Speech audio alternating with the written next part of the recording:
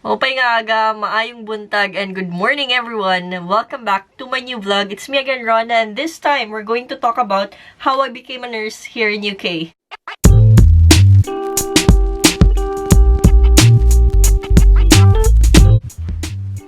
I'm back again.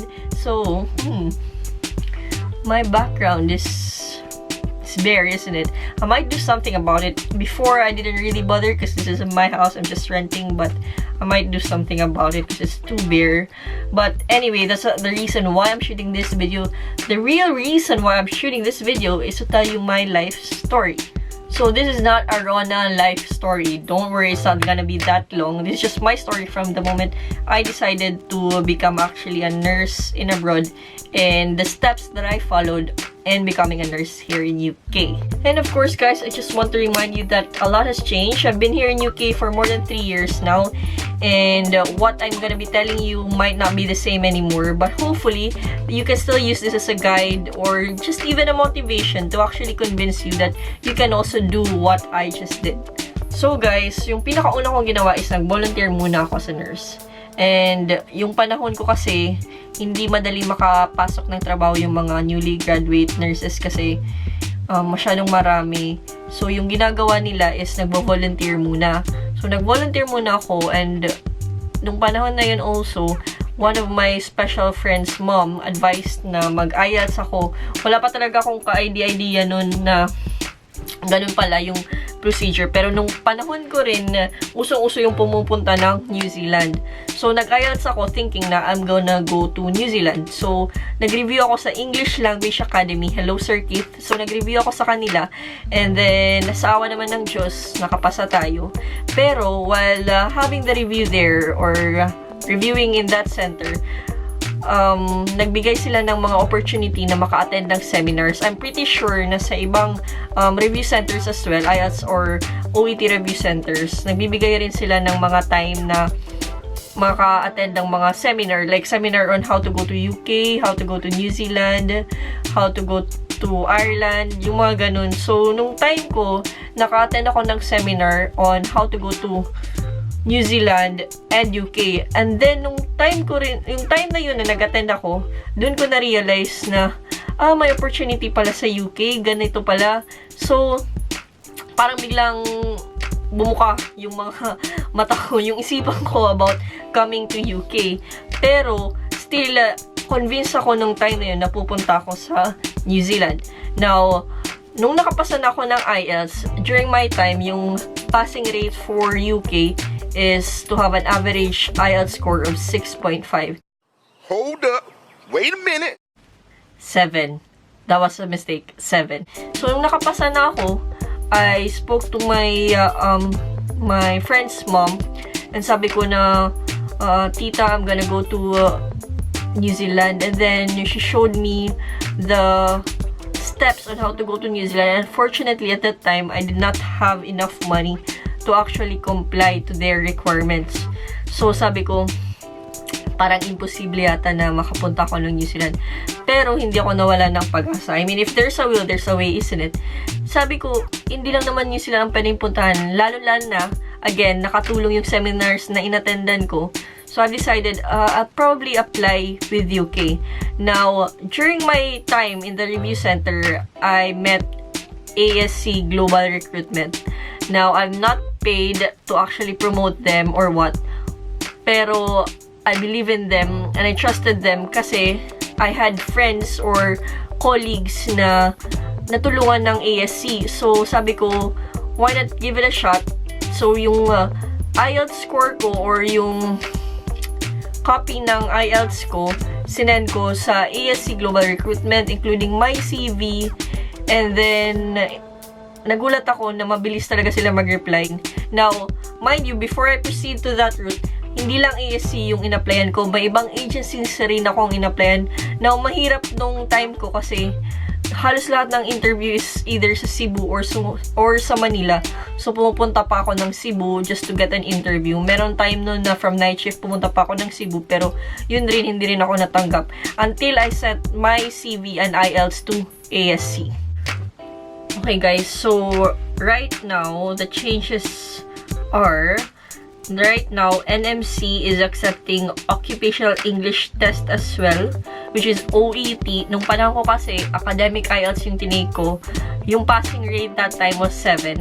And then now, after that, naging UKVI IELTS. And then, I think they included OET. Correct me if I'm wrong. They included this occupational English test. And then now, I think they've reduced the passing rate from 7 to 6.5. So, that's one of the changes. So, moving on, what I'm saying is, don't just apply to one single agency and then believe or trust them as well. You need to apply to plenty of agencies, like para bang collect and select, pero you should choose a proper agency. Beware of the scammers out there. There will be a lot of people who are going to take advantage of newly qualified nurses or nurses aspiring, not just nurses, but other workers aspiring to go abroad. They will be trying to take advantage of you. So you need to make sure that you're scouting or reviewing the agencies that you're gonna be applying to. So, in my case, ASC Global Recruitment. Now, once makapasok ka, you need to make sure na you comply with their requirements. So, when I sent my IELTS exam result and my CV, they contacted me straight away, and then they asked me if I can do an initial interview. So, pag pumasok kayo dito, you need to make sure na gagawin nyo rin yung part nyo. So, if they ask for an initial interview, you should be confident enough to do the interview. So, nung time ko naman is, they asked for a phone interview for the initial interview. So, naalala ko pa, we were driving in a motorbike, going back home, and then suddenly they decided to ring me.